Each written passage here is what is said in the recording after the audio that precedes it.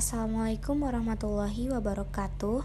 Halo semuanya, kembali lagi bersama saya Selvia Desi Fitriani. Untuk kali ini saya akan membahas tentang clinical chemical analyzer dan blood gas analyzer. Tolong disimak ya teman-teman. Di sini yang pertama ada pengertian clinical analyzer. Apa sih itu clinical analyzer? Clinical analyzer adalah alat pemeriksaan kimia klinik yang mencakup pemeriksaan dalam darah, cairan tubuh, dan urin. Clinical chemical analyzer ini termasuk alat autoanalyzer yang digunakan untuk analisis laboratorium rutin dalam bidang medis. Instrumen ini biasanya menentukan tingkat albumin, alkali fosfatase, aspartate transaminase, nitrogen urea darah, bilirubin, kalsium, kolesterol, kreatinin, glukosa, fosfor, anorganik, protein, dan asam urat dalam darah, tubuh, serum, atau lainnya. Lalu selanjutnya yang kedua itu ada bagian-bagian dari clinical analyzer. Teman-teman bisa lihat di sini ada bagian penting yang ada dalam mesin photometer atau chemistry analyzer. Yang pertama itu ada lampu photometer, yang kedua selang aspirator, yang ketiga pompa peristaltik, yang keempat kuvet, yang kelima inkubator, yang keenam sistem pembangunan, dan yang terakhir atau yang ketujuh yaitu selang peristaltik. Masih dengan bagian-bagian clinical analyzer, sampel yang telah diinkubasi kemudian dimasukkan ke dalam mesin melalui selang aspirator yang kemudian diinkubasi nantinya.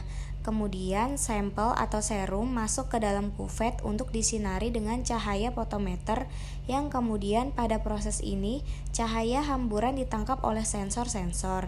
Dari sini kemudian dibawa oleh sistem menjadi sebuah data intensitas cahaya yang sudah terhambur. Dengan sistem kontrol dan standar yang sudah diprogram, diperoleh data-data hasil pengukuran dari sistem ini. Sampel yang kemudian disedot dengan pompa peristaltik menuju pembuangan dengan data yang dihasilkan bisa langsung keluar melalui printer atau perlu ditekan print apabila disetting manual oleh kalian semua. Selanjutnya di sini ada pengoperasian alat dari clinical analyzer. Yang pertama, siapkan reagen, sampel standar jika diperlukan, dan quality control reagent jika diperlukan yang akan dibaca. Yang kedua, pilih pemeriksaan yang akan dibaca. Yang ketiga, klik OK. Yang keempat, ikuti petunjuk pada kotak di sebelah kanan bawah dengan memasukkan distilled water pada selang penghisap dan tekan tombol sampel. Yang kelima, pemeriksaan standar. Klik CAL, lalu masukkan reagen standar pada selang penghisap lalu tekan tombol sampel. Nilai standar dan standar kurva akan tertera. Klik Save untuk menyimpan nilai standar baru atau klik Print untuk mencetak nilai standar. Lalu yang keenam, pemeriksaan kontrol. Untuk pengecekan kontrol, klik QC lalu klik kontrol 1 atau kontrol 2, tekan OK. Nilai kontrol akan tertera. Yang ketujuh, ikuti petunjuk pada kotak di sebelah kanan bawah dan siapkan cairan sesuai petunjuk yang tertera. Tekan tombol sampel. Yang kedelapan, klik cancel jika sampel terakhir sudah dibaca. Lalu yang kesembilan, siapkan Aquades dalam jumlah cukup banyak pada selang penghisap pada tombol rinse. Biarkan selama 20 detik, lalu tekan tombol rinse. Selanjutnya di sini ada kalibrasi alat clinical analyzer. Yaitu clinical analyzer cara kalibrasinya adalah dengan menggunakan serum kontrol. Serum yang sudah diketahui komposisi dan kadarnya diperiksa dengan menggunakan autoanalyzer, seperti memeriksa sampel. Hasil yang didapat dibandingkan dengan kadar serum kontrol. Jika masih dalam range, maka clinical chemistry analyzer masih memberikan hasil yang valid, sehingga dapat digunakan untuk memeriksa sampel. Di sini selanjutnya ada troubleshooting dari clinical analyzer. Troubleshooting dari masalah reagen. Yang pertama itu periksa tanggal kadaluarsa reagen. Yang kedua, verifikasi persiapan yang benar. Yang ketiga, verifikasi penyimpanan yang benar. Selanjutnya ada troubleshooting masalah sistem penanganan reagen. Yang pertama, periksa probe reagen. Yang kedua, periksa jarum suntik reagen. Lalu selanjutnya ada troubleshooting dari kalibrator. Yang pertama, verifikasi integritas bahan kalibrator dengan tanggal habis tempo, stabilitas botol terbuka, waktu pada suhu kamar, dan kontaminasi. Yang kedua, verifikasi persiapan yang benar. Pastikan kalibrator ditempatkan pada posisi yang benar di rak. Yang ketiga, pastikan nomor lot yang digunakan benar dan titik setel dimasukkan dengan benar. Troubleshooting sistem penanganan sampel. Yang pertama, periksa probe sampel. Yang kedua, periksa jarum suntik sampel. Nah, teman-teman, di sini pembahasan terakhir tentang kekurangan dan kelebihan dari clinical analyzer.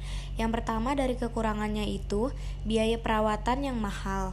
Yang kedua, membutuhkan keahlian yang baik, dan yang ketiga, membutuhkan reagen yang banyak. Adapun kelebihannya, yang pertama, akurasi, memberikan hasil pengukuran yang akurat. Yang kedua, efisiensi, menganalisis dalam waktu yang singkat. Yang ketiga, kapasitasnya besar. Dan yang keempat, multiparameter atau dapat mengukur banyak komponen kimia dalam sampel. Selanjutnya, di sini saya akan menjelaskan tentang blood gas analyzer. Apa sih blood gas analyzer itu? Sebuah alat yang digunakan untuk mengukur tekanan parsial gas yang ada di dalam darah, seperti CO2 dan O2, mengukur pH dan mengukur elektrolit, seperti potasium, natrium, zat kapur, serta klorid. Dan juga alat yang digunakan untuk menganalisis kandungan gas. Kandungan gas pada manusia menyebabkan timbulnya mekanisme asam dan basa. Gas pada tubuh manusia yaitu O2 dipakai untuk respirasi dan CO2 sebagai hasilnya. Selanjutnya di sini ada parameter yang diukur dari blood gas analyzer. Yang pertama ada pH atau derajat keasaman, PO sebagian tekanan O2 dalam darah, lalu ada PCO sebagian tekanan CO2 dalam darah, ada CK konsentrasi potasium, Na konsentrasi sodium, glukos, dan CT-bil total bilirubin. Selanjutnya di sini ada bagian-bagian dari alat blood gas analyzer. Yang pertama, ion selective electrode modules atau pH modules memproduksi sebagai tingkatan keluaran yang sebanding dengan pH sampel yang sedang dianalisis. PCO2 modules memperbaiki voltase yang sebanding dengan konsentrasi CO2 pada sampel. PO2 modules menghasilkan voltase yang sebanding dengan konsentrasi O2 pada sampel.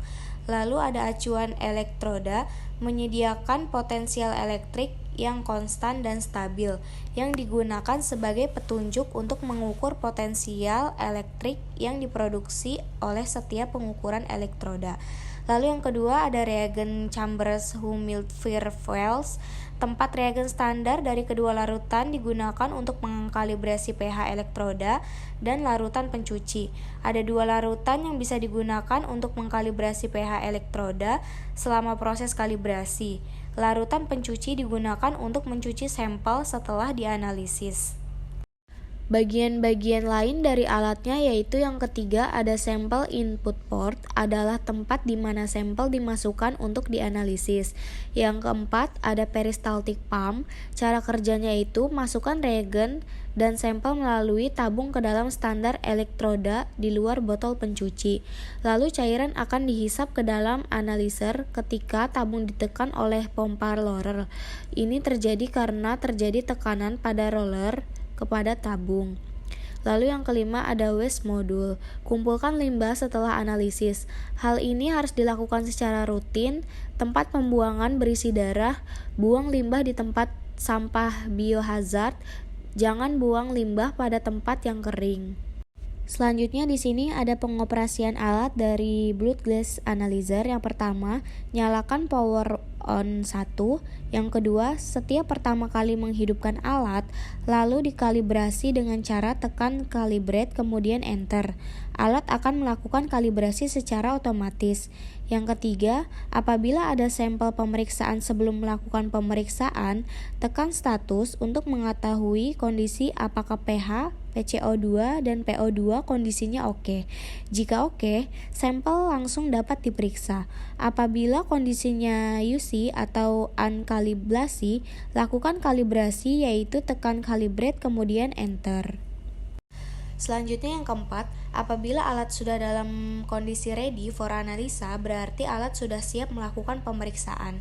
Tekan analyzer, selang penghisap sampel akan keluar secara otomatis, kemudian masukkan sampel bersamaan, tekan lagi analyzer, sampai sampel terhisap secara otomatis, selang akan masuk sendiri. Yang kelima, lakukan daftar isian seperti yang terlihat di layar monitor. Suhu badan, jenis sampel, volume oksigen yang direlasi dengan persen, kemudian clear 2 kali. Yang keenam, alat akan menghitung secara otomatis dalam waktu yang relatif cepat. Hasil akan keluar melalui printer. Selanjutnya di sini ada kalibrasi dari blood gas analyzer.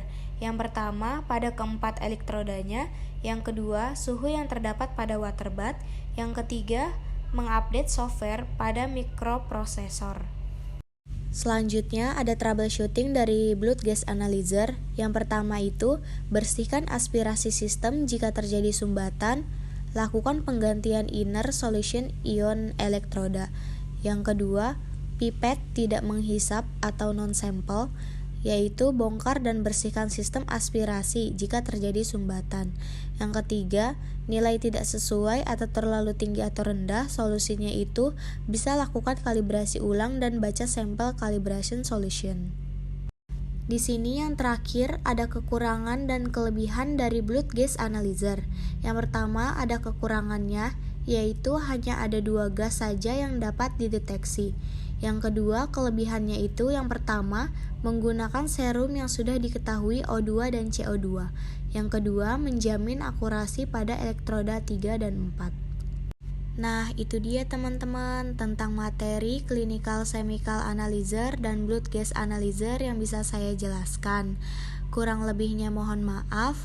Wassalamualaikum warahmatullahi wabarakatuh.